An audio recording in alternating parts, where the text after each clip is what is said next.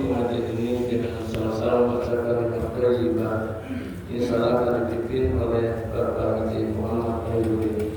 Mari ikuti bersama, mudah-mudahan Allah tetapkan iman Islam kita dan meneguhkan keyakinan yaitu kalimat thayyibah. Kepadanya kami persilakan dengan selawat. Allahumma shalli ala sayyidina Muhammad.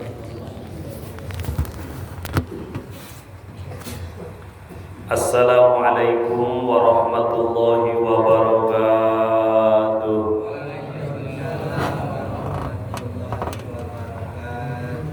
Bismillahirrahmanirrahim. Alhamdulillahilladzi arsala rasulahu bil huda wa dinil haqq liyujhirahu ala dini kulli wa kafa billahi syahida. Asyhadu an la ilaha illallah wahdahu la syarika lah wa asyhadu anna Muhammadan abduhu wa rasuluh.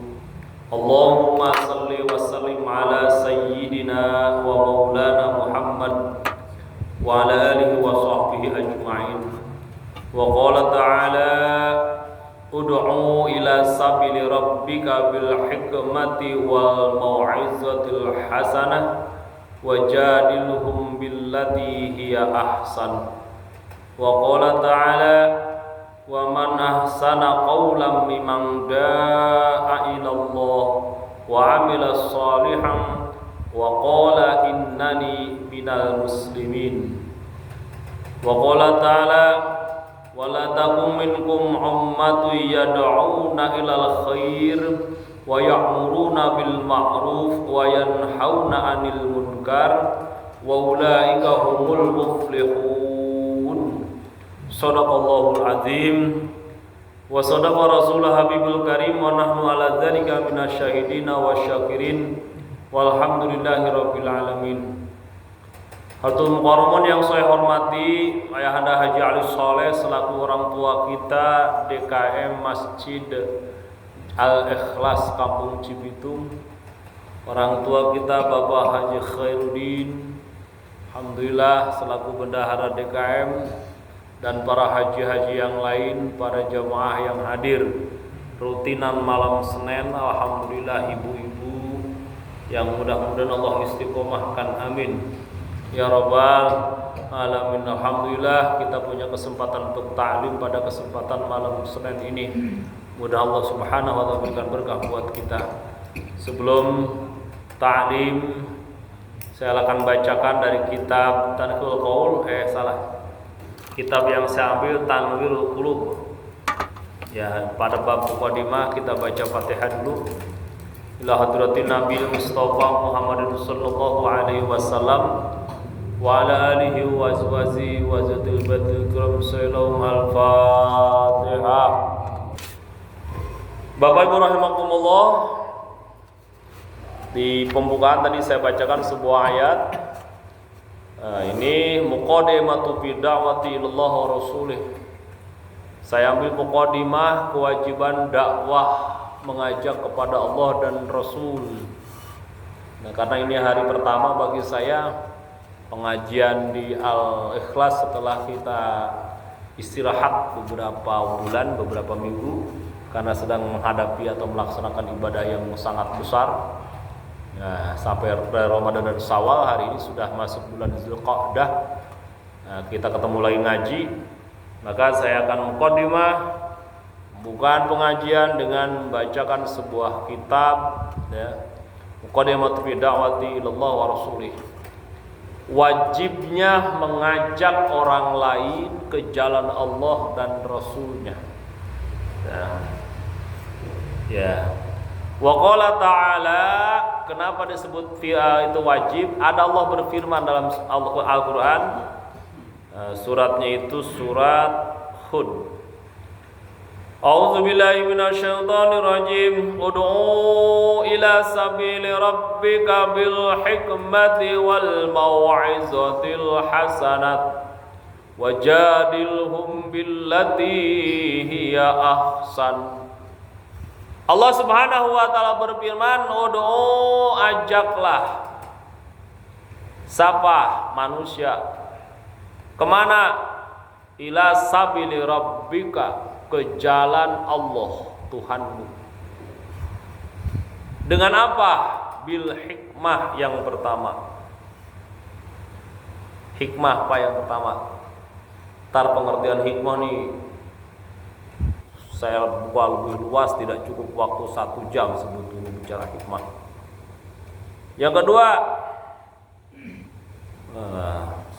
wal mau'izatil hasanah, nasihat-nasihat yang baik, bukan cacian, apalagi memaki-maki. Tidak diajarkan oleh Quran. Karena mengajak ke jalan Allah itu yang pertama apa? Dengan hikmah. Kedua dengan mau'izah hasanah. Yang ketiga, wajadilhum billati hiya ahsan, dengan mengajak dialog. Ada pengertian jadil itu debat. Boleh Pak debat, cuman itu jalan terakhir. Orang-orang yang diajak debat mah orang-orang yang memang kadang-kadang punya pemikiran tersendiri, tapi niatnya ahsan. Jadil tapi tetap ahsan, bukan menjatuhkan lawan, bukan menghinakan lawan, bukan membongkar aib lawan dengan cara debat. Enggak kayak debat presiden, calon. Wah, kritik kiri, kritik kanan, hantam, enggak. Wajadilhum billati hiya ahsan, kita mah diperintahkan juga billati hiya ahsan, dengan santun. Ya bukan tiba-tiba langsung ronyos, ngeritik lah, menjelekan, mengungkap masa lalu yang buruk lah. Tuh, enggak gitu. Wajadilhum billati hiya ahsan, ajak ngobrol yang penuh dengan kebaikan. Kepada apa? Al-hikmah. Tuh, seperti itu jamaah rahimakumullah. Jadi mengajak ke jalan Allah itu caranya satu apa? Hikmah. Kedua, mau'izah, menasehati. Ketiga, jadilhum billati hiya ahsan, dengan cara berdebat yang baik. Wa qala, tambah firman-Nya, wa man ahsanu qawlan mimman da'a ilallah. Siapakah yang paling baik? Perbuatan apakah yang paling baik selain qaulam mimman da'a ilallah, ucapan-ucapan mengajak kepada jalan Allah. Terus wa amilan solihan, dan mengerjakan amal soleh. Wa qala, dan kemudian dia berkata, innani minal muslimin, aku ini orang yang berserah diri pada Allah. Nah, maksudnya tidak ada perbuatan yang lebih baik dalam kehidupan ini kecuali apa tadi? Mengajak atau berkata-kata yang baik, mengajak kepada jalan Allah. Terus mengajak beramal soleh, dan terus bertawakal atau berserah diri pada Allah. Aku ini orang yang berserah diri pada Allah. Ucapan banyak, kata-kata banyak, perbuatan banyak, perilaku banyak, lampah-lampah banyak.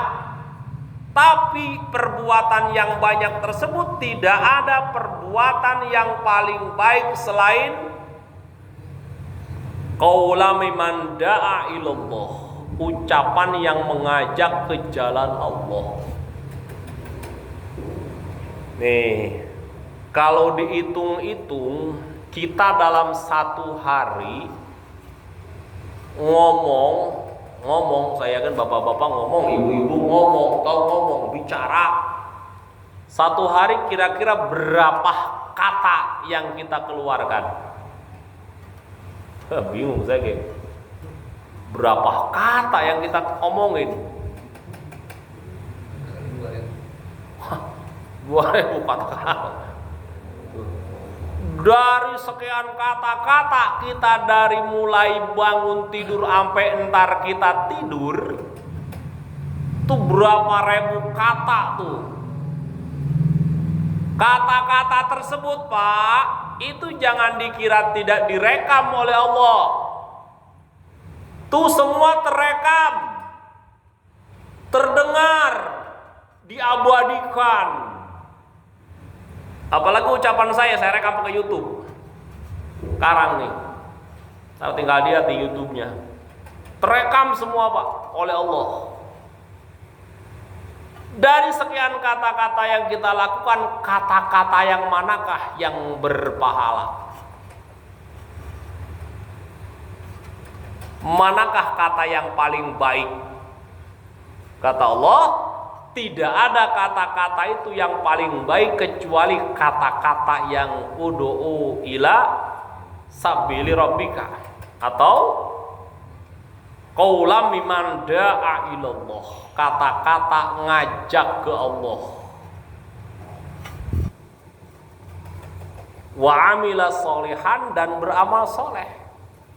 Itu kata-kata yang baik, Pak, yang bisa menyelamatkan kita dari azab Allah. Makanya ibu guru, bapak guru yang kebetulan profesinya guru, jangan bersedih hati, karena setiap hari ibu bapak guru mengajarin orang. Kalau dihitung-hitung omongannya banyakan omongan ngajarin orang lah, dari jam 7 sampai jam 4 sore cembrung ngomong, nasihatin anak orang. Ya, bapaknya mah kagak tahu ini anak yang dinasihatin sama kita. Tuh pahala mulu makanya. Makanya cuma satu, supaya itu betul-betul menjadi pahala yang istiqomah, adalah ikhlas. Kalau orang ikhlas bahkan bubar. Amalan kalau orang ikhlas bubar, gak ada apa-apanya. Nah, makanya niatnya harus karena Allah. Tuh. Kau ahsanu qaulan itu mimman da'a ilallah, yang semuanya mengajak kepada Allah, yang kemudian menyeru kepada amal soleh, dan kemudian dia menyatakan diri, aku berpasrah diri kepada Allah. Dari dua ayat ini jamaah rahimakumullah, ternyata kewajiban dakwah itu bukan hanya kewajiban ustadz, tapi kewajiban seluruh manusia dengan caranya yang berbeda-beda. Ditambah lagi sekarang ayat lanjutannya. Wal takum minkum ummatun yad'una ilal khair wa ya'muruna bil ma'ruf wa yanhauna 'anil munkar wa ulaika humul muflihun.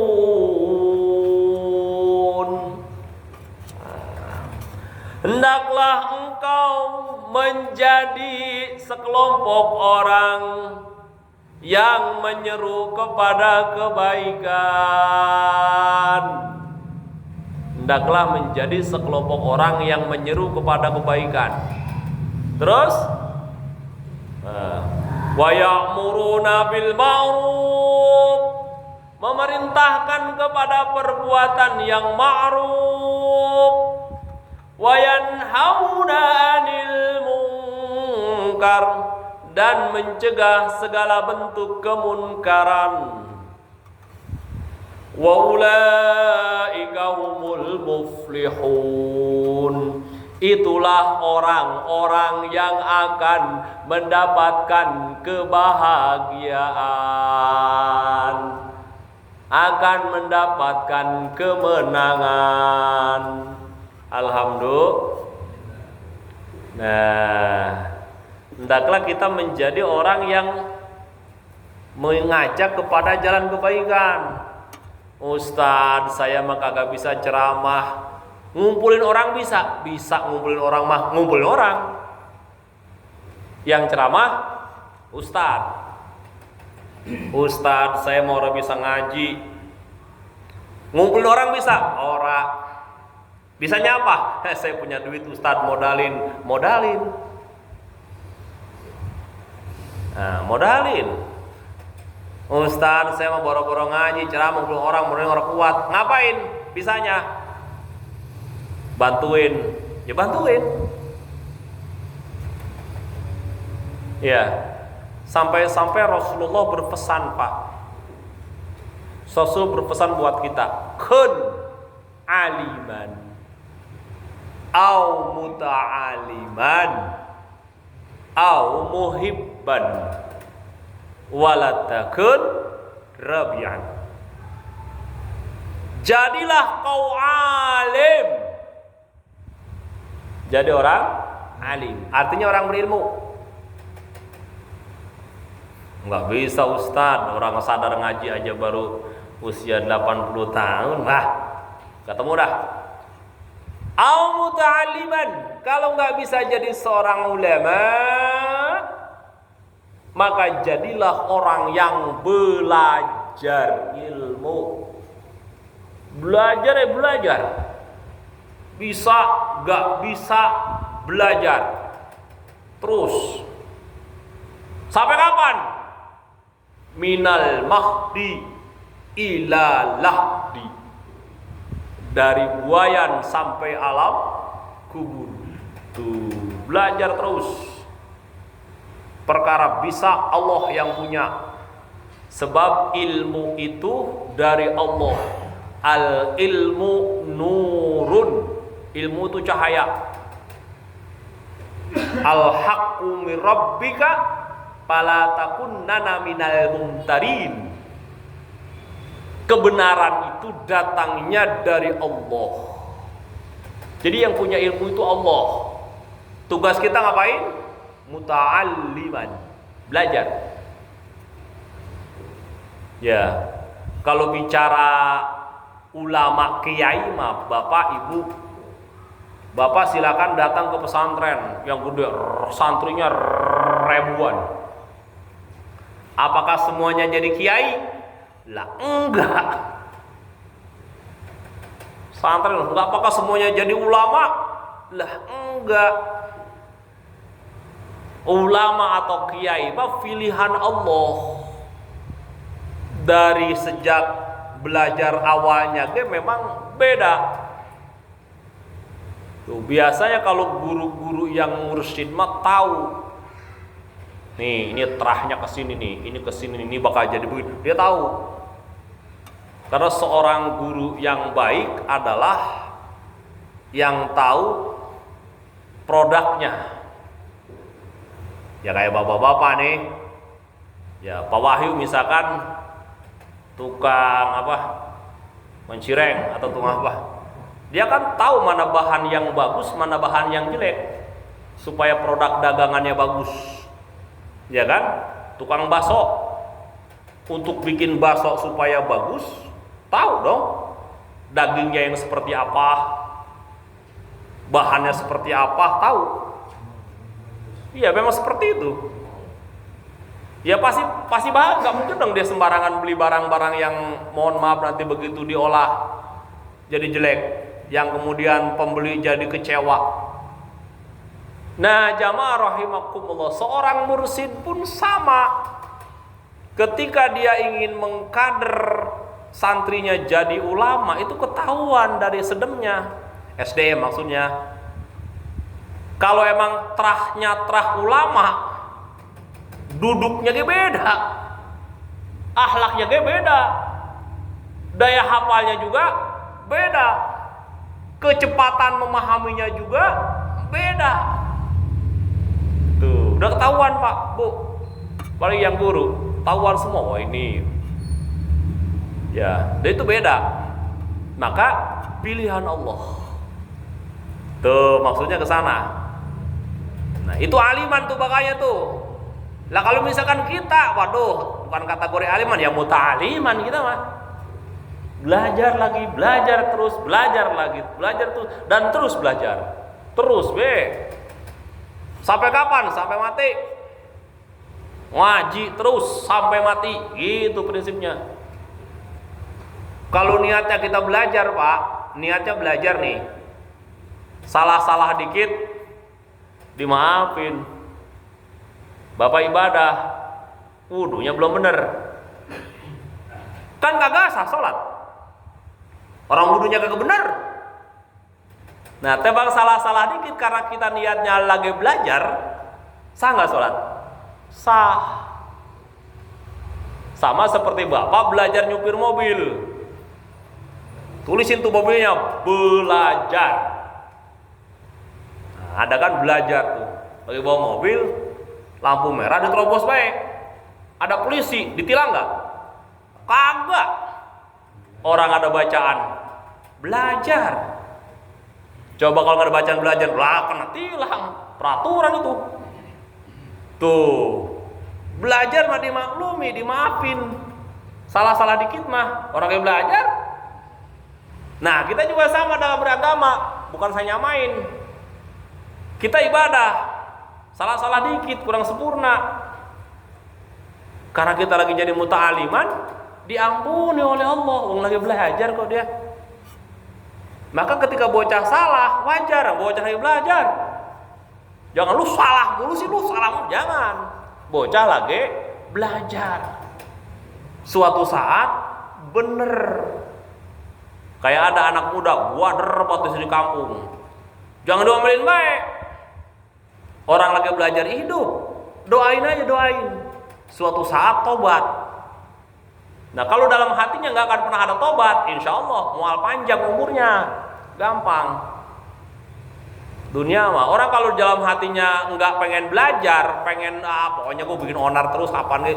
Orang mau tobat dalam hati nggak ada niat tobat bisa dikit lah, mual lamain umurnya. Kenapa? Karena Allah membenci hamba yang terus-terusan pasad. Ambil pak nyawanya ke tuh. Tapi kalau dalam hatinya dia pengen berubah, suatu saat kami akan berubah. Ya, ada zaman dulu ada pak istilah kansas. Zaman dulu zamannya Iwan Fals masih bujangan kali ya. Ya, kansas. Kami anak nakal suatu saat akan sadar. Pak Wahim apalun. Ya, kami anak nakal suatu saat akan sadar. Disingkat Kansas. Rokoknya warna bodas kotak Kansas. Wih mantap. Lain iklan. Tapi emang seperti itu. Kalau dalam hatinya ada jiwa sadar berarti dia mau belajar. Orang kalau mau belajar salah-salah dikit mah diampuni dosanya. Gitu. Makanya muta'aliman kata Rasulullah. Jadilah pelajar. Orang yang belajar terus. Gak ketemu guru, cari guru yang lain. Gak ketemu ulama, cari ulama lain. Terus belajarlah dari ulama, belajarlah dari pengalaman, belajarlah dari kehidupan. Wah, seperti itu. Ulama, pengalaman, kehidupan. Tuh. Pak Haji mau besok haji. Sering-sering tafakur di sana. Kenapa ya? Nah, tafakur saja. Ya Allah, Maha Suci Engkau ya Allah. Tuh. Kita lihat. Apalagi besok derajat panasan sampai 50 derajat, Pak. Lah 50 derajat mah ya begitu. Tapi tafakur. Di Mekah apa enaknya coba? Panas, gersang. Tapi orang berlomba-lomba ke sono. Ya. Berpikir tafakur, kenapa demikian? Tafakur ke belakang, ya Allah. Rasulullah hidup pada zaman itu belum ada AC. Ya. Belum ada kipas angin. Belum ada tenda-tenda pakai blower. wukuf di padang Arafah, terik panas kayak begini. Untuk apa? Untuk melaksanakan perintah Allah, dakwah di jalan Allah. Kebayang Pak, hijrah dari Mekah ke Madinah naik mobil aja 7 jam, kecepatan 110. Dumang Dani mah apa? Kecepatan 110 kok semua kencang na mobil. Lah jalan kaki, tidak ada pohonan yang rindang. Demi apa? Demi menyebarkan syariat Islam di tengah-tengah manusia gurun. Tahu manusia gurun? Manusia yang susah diatur. Manusia gurun yang susah diatur. Kalau ngomong teriak-teriak. Oi, gurun, oh ya. Orang gunung padang pasir. La haula wala quwata illa billah. Belum lagi budaya bunuh membunuh antar suku. Keras kepala. Ngerasa benar sendiri. Coba itu. Rasulullah diutus di alam kayak begitu. Kenapa tidak di alam Indonesia? Orang Indonesia mau udah baik. Kita mau udah baik. Udah punya moral. Udah punya akhlak. Makanya begitu diajarkan Islam langsung wah berbondong-bondong masuk Islam. Kenapa? Sudah punya ajaran moral. Sementara tanah Arab belum punya akhlak, belum punya moral. Manusia kasar. Ya. La haula wala quwwata. Tafakur Pak. Ya Allah, ya Allah, ya Allah, ya Allah, ya Allah. Itu tafakur tuh. Istighfar, astagfirullah, astagfirullah. Napak tilas. Di sini Rasulullah terdiam bacain sholawat. Tuh. Nah, tapi ingat niatnya belajar, muta'aliman. Belajar pada alam. Belajar pada pengalaman. Belajar pada ulama. Belajar pada kehidupan. Terus belajar. Kalau tidak bisa belajar, kata Rasulullah, au muhibban, jadilah pencinta ilmu. Wala takun rabi'an, jangan jadi yang keempat. Jadi ulama enggak, jadi yang belajar enggak, jadi pencinta orang belajar pun enggak. Itulah orang yang akan celaka dalam hidup. Tahu muhiban? Umpama begini Pak, muhiban tuh jadi ulama yang enggak kita. Mau belajar kon sibuk banget. Kerjaannya geblek nih ngasih kerjaan, manajer. Sampai orang masuk kerja. Siang sore malam, siang sore malam. Bila ada istirahat jam 19 sono. Majelis taklim jam 19 sono udah tutup. Mana ada ustaz ngajar sampai jam 10 baru ngajar, enggak ada. Baru pulang jam 10. Saban hari itu. Tuh, pengen ngaji mah pengen. Kan kerjaannya setengah debleng. Orang dikerjain butuh. Kerja kon kayak gitu. Tapi hati kita tetap muhibban, cinta pada ilmu, cinta sama yang belajar. Begitu ada kesempatan, duduk ngeriung. Kenapa? Karena muhibban, mahabbatul ilmi, bermahabbah kepada ilmu. Nah kalau udah kagak ada demen-demennya acan-acan Pak, udah belajar ulama kagak, belajar kagak, demen kagak pengajian, nah ini yang repot. Tapi kadang-kadang orang yang kayak gitu ya pas mati mah pengen disolatin. Kan ustadz jadi keder, lebah ini mah kagak disolatin, kon katanya mah jamaah, disolatin kon baru kenal. Orang pernah ke masjid pisan. Nah, jamaah rahimakumullah. Solatin juga akhirnya. Disolatin namanya ustadz tanggung jawab. Ambil tanggung jawab. Orang mati kudu disolatin. Pernah dapat keterangan siapa orang yang menyolatkan orang mati, pahalanya sebesar gunung Uhud. Sampai situ akhirnya ujungnya. Ya, perkara dia diterima atau tidak mau urusan dia kan gitu jadinya. La haula wala quwata illa billah. Nah, di sini jamaah rahimakumullah. Jadi sekali lagi, kun aliman au muta'aliman au muhibban wala takun rabi'an. Nah, melihat ayat ini, ya.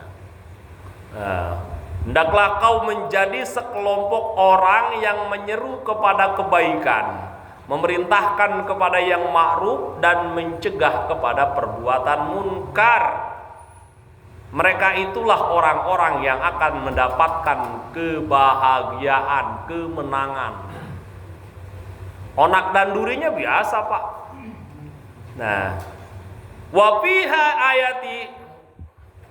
ayati dalilun ala wujubil amri wan nahr wa wujubu sabitu bil kitabi was sunnati wa huwa min a'zami wajibat asy-syariah.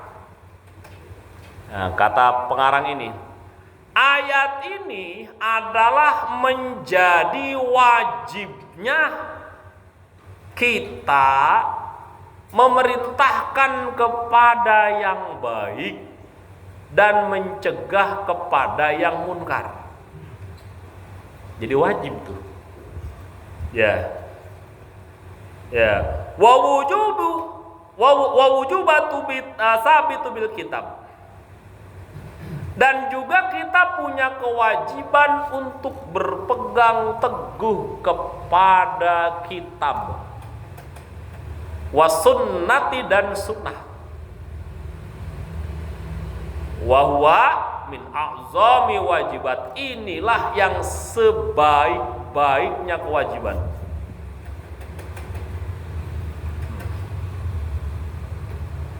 Syariah. Jadi sebaik-baiknya, sebesar-besarnya kewajiban bagi umat Islam dalam syariat itu adalah kewajiban memerintahkan kepada yang ma'ruf dan mencegah kepada yang munkar. Ini kewajiban paling besar ini, Pak. Ya, sebab susah, Pak. Kewajiban sholat itu kan kewajiban diri kita masing-masing. Kerjaannya juga sendiri. Salah-salah dikit nggak ada yang tahu. Sholat hanya Bapa dengan Allah. Tapi mencegah, memerintahkan perbuatan baik itu berat, Pak. Tantangannya berat. Di mana tantangannya berat? Kita mengajak perbuatan baik. Keluarga sendiri pada benak kecut. Nah, repot urusan. Tangannya berat, Pak.